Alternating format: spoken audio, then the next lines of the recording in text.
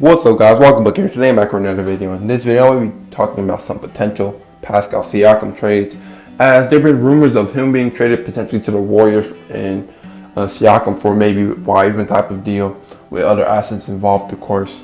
But my friend asked what other Siakam trades I got up in my mind, so I'm gonna be saying them right here, and I want to know if y'all like them. But before the video, you already know it's gonna be maker. Make sure to drop a like, comment down below, and new videos that you want me to do. And subscribe to the channel at 107 right now.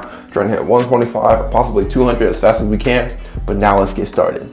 But of course, we gotta start with the Siakam to the Golden State Warriors trade. Siakam and Chris Boucher will both be going to the Golden State Warriors, and in exchange, the Raptors will be getting Andrew Wiggins, James Wiseman, and the 7th pick in the draft, which is smart because one of the trades I saw was probably Siakam and pick 4 for Wiseman, Wiggins, 7 and 14. And I think the Raptors would prefer to pick 4. So I think having pick 4 and 7 would be bright for their future, along with having Andrew Wiggins. Since Siakam is probably going to miss some time, Andrew Wiggins could be that solid replacement to probably play a small ball 4, maybe the 3 with OG playing a small ball 4, have Wiseman be the future 5. Use the 7th pick to draft another really good young prospect to pair with your 4th pick, which would probably be Jalen Suggs. And you'll have a really nice lineup for the future, to be honest, with that trade. And the Warriors, of course, they get some front court help. Draymond Siakam front court could be weird, but how Chris Boucher can easily slide in and be the starting 5, and then you can work out the lineup portion of it. Of course, when Siakam is healthy, but imagine Siakam playing next to Curry, Clay, Draymond, and then Chris Boucher like he usually does. That could be a really nice lineup and could help the Warriors be back into the playoffs. But the next trade I have is with the Miami Heat, because everyone goes to the Heat. As Pascal Siakam goes to the Heat for Goran Dragic, Precious Achiuwa, a 2025 first, and a 2027 top 10 protected first. The Raptors take on an expiring contract in Goran Dragic, but he would have to accept his team option for it to work, and then get a big man of the future to potentially be the center of their future in Precious Achiuwa. It may be questionable because of how short he is for a center, as he's 6'8", but it's a risk they'll be willing to take because of his high potential and solid production in his rookie year. Along with getting potentially 2 firsts, could be really nice for him. And for the Heat, you get that power forward next to Bam. That could be a really nice front court addition next to Jimmy Butler. And then you got 2 really good guards, as you're going to have probably Hero Oladipo, and you're going to have either Duncan, you could have Kendrick Nunn. You could have a lot of options at the guard spot, and getting that true 4 next to Bam Adebayo could be really nice for the Heat.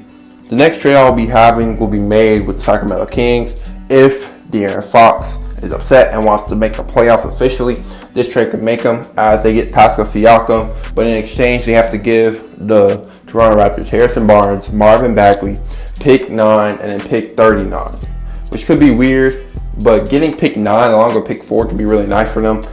For the Kings, they get Pascal Siakam, who could be a kind of nice front court pairing with Richaun Holmes, as Siakam isn't scared to play on the perimeter, shoot a little bit, do some of the ball handling, take it out of the hands of De'Aaron Fox.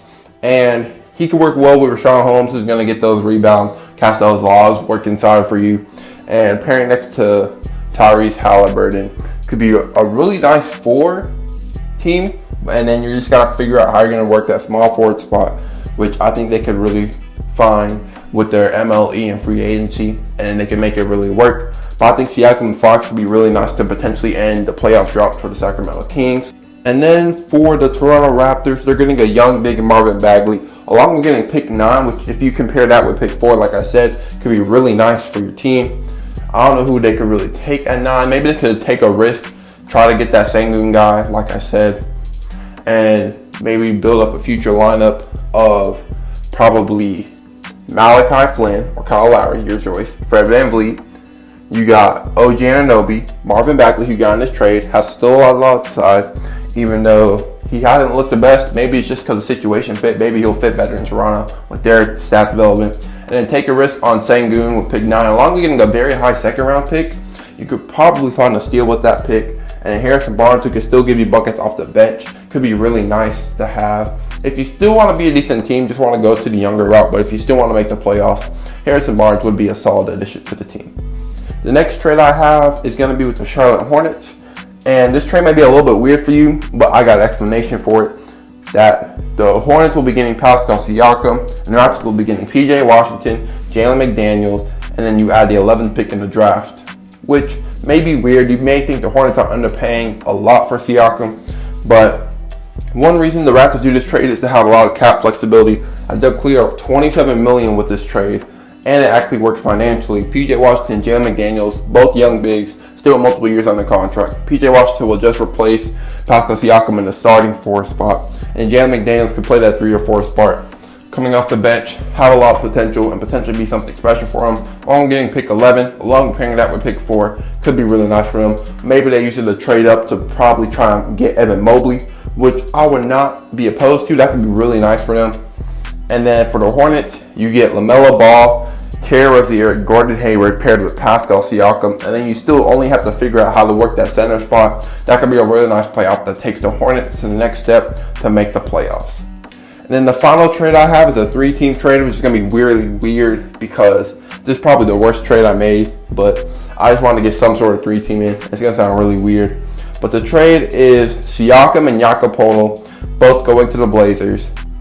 And then the Toronto Raptors get Robert Covington, Derek White, Nasir Little, and a 2023 first-round pick.